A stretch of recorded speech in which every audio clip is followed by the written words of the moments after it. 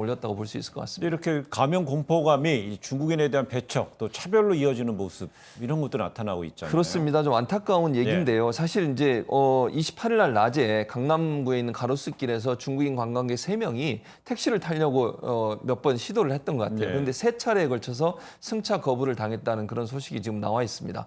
얘기는 이런 거예요. 중국말을 하니까 안 태우고 그냥 갔다는 겁니다. 네. 다른 차를 이용하라고 하고 결국 중국인이라는 이유 하나만으로 차별을 받아서 상당히 환자 취급받는 게 너무 불쾌했다 이렇게 지금 얘기를 하고 있고요.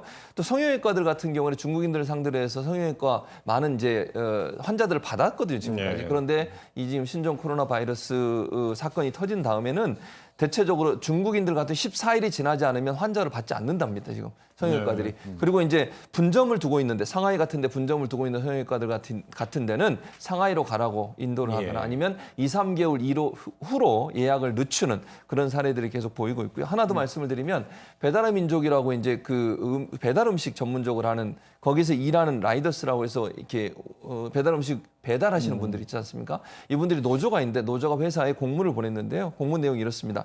유명 관광지나 중국인이 많이 사는 지역에는 배달을 보내지 말거나 아니면 보낼 경우에 위험수당을 달라는 내용의 공문을 보낸 것으로 알려지고 있습니다.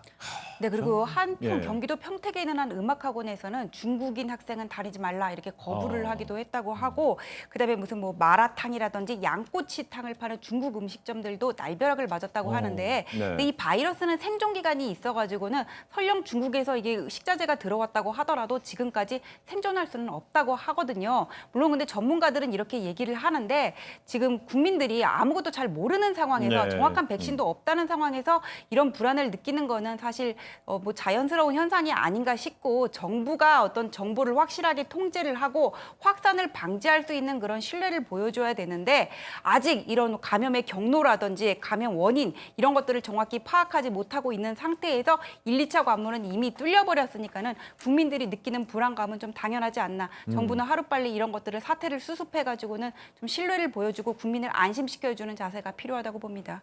네, 항상 이런 걸 보면 저희가 이런 어떤 부작용을 계속 이제 나열하고 있는 상황인데요.